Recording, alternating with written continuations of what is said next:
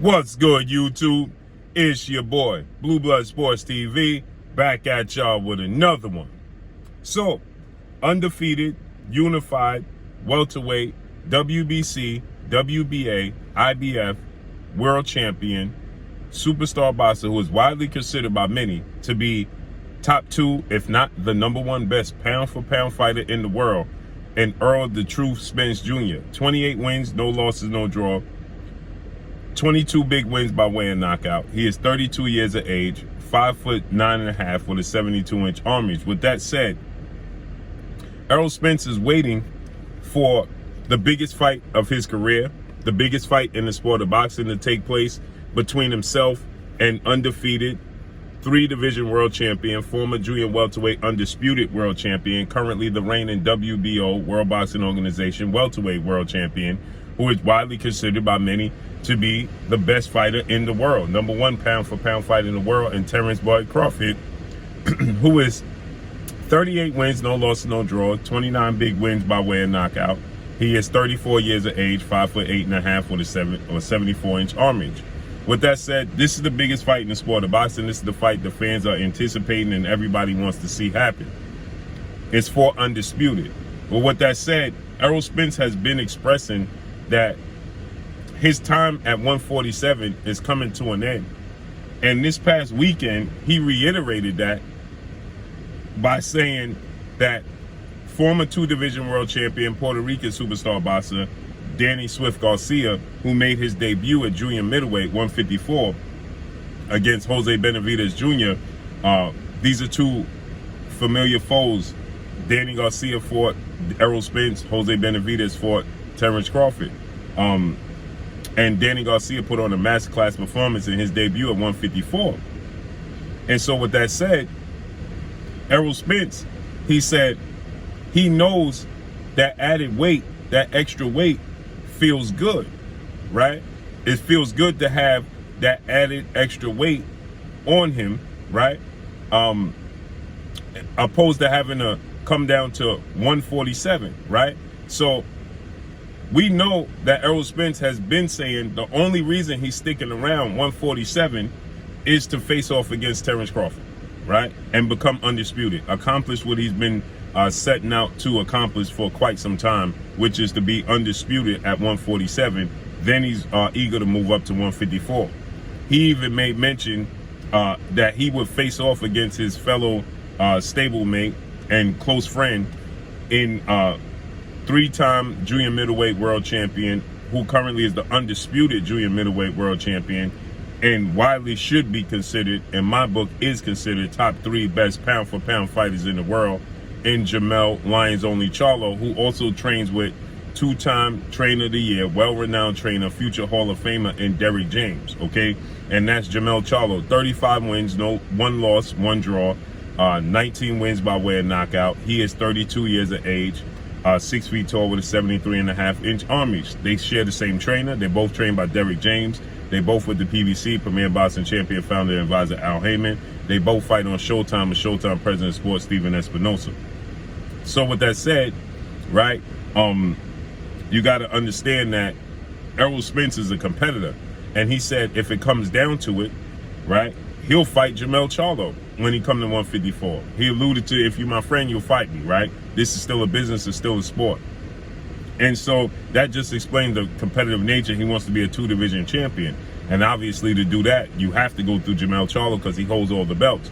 But today we saw Terence Crawford do an interview with Fight Hub. Shouts out to Marco Villegas and Fight Hub. He did an interview with Fight Hub, and they asked him about what's the holdup with the fight between him and Errol Spence, and when can we see it happen? And he says, you know, it's going to happen down the line. And then he caught himself and he said, well, it's going to happen soon, right? You know, so he changed it to, you know, hopefully it happens soon. It happens soon, right? And with that said, you know, Terence Crawford started his career at 130, 135, a champion, 140, 147. He started off his career in smaller weight classes. I just did a video, talked about this. He's just now recently growing into the division, okay? Errol Spence has grown out the division. Errol Spence once upon a time said, I'm a grown man, and it's not healthy for a grown man to come in weighing 147 pounds, right? So that just lets you know, Errol Spence is and he's considered to be a big welterweight. He's considered to be you have Danny Garcia in a recent interview stated that he couldn't even hurt Errol Spence, and he said that Errol Spence is a natural middleweight, right? So this is the the perception of Errol Spence and his size. Big, strong, fundamentally sound southpaw. And Errol Spence is letting you know, I can't make this weight, right?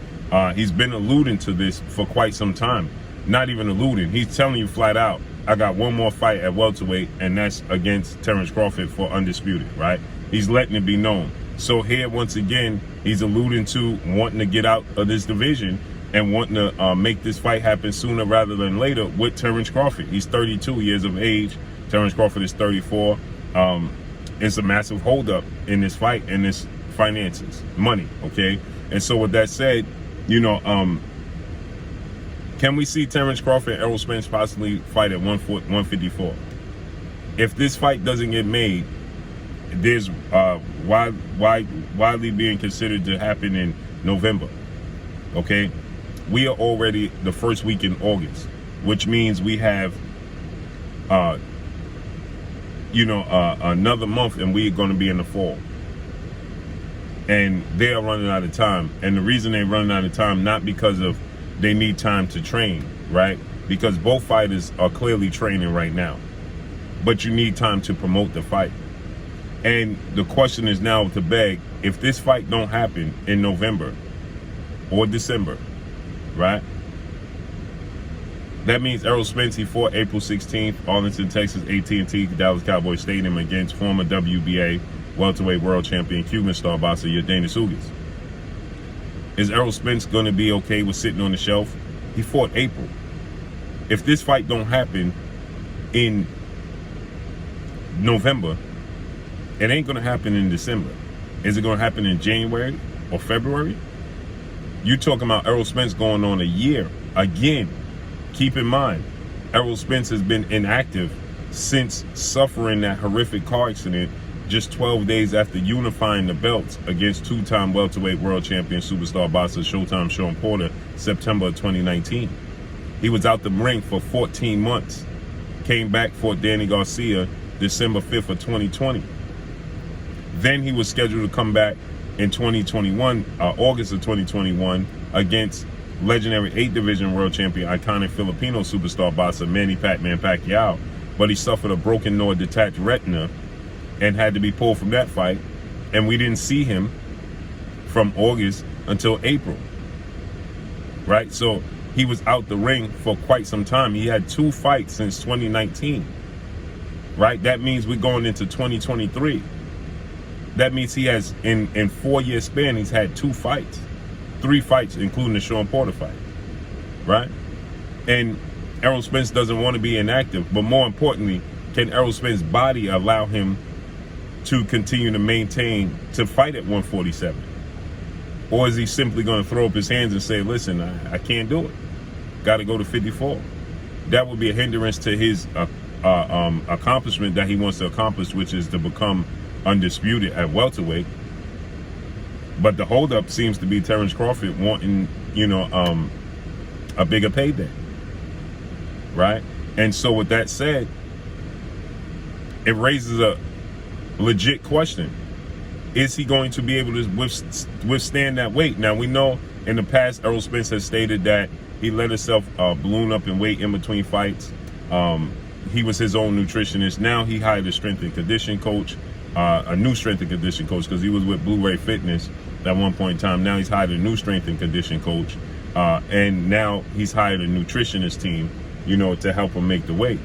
And he comfortably made the weight against Yordenis Ugas. But you can clearly see that he would be, and you could clearly hear that he would be far more comfortable at 154 than he is at 147. And so the question is, it would be an absolute shame if the biggest fight in the sport of boxing, the biggest fight in the welterweight division for undisputed since 1981, September 16th, when 2 legends collided between Sugar Ray Leonard and Thomas the Hitman Hearns for undisputed for 2 belts, the WBC and WBA. Now, 4 belts is going to be on the line, right? And it would be an absolute shame if this fight doesn't come to fruition for Undisputed.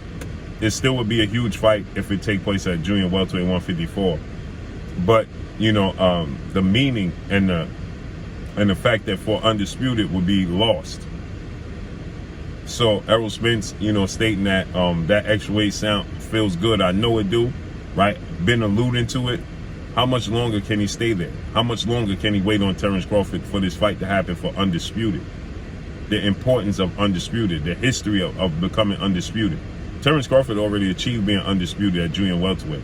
Not that he don't want to achieve doing so at welterweight. He already stated he wanted to be a 3-division Undisputed champion. So that's important to him. But this fight is huge, it's important, and it begs the question, how much longer can Errol Spence actually stay at 147? That remains to be seen. But that's all I got for y'all. Make sure you hit the like button, drop a comment in the comment section, let me know what y'all think.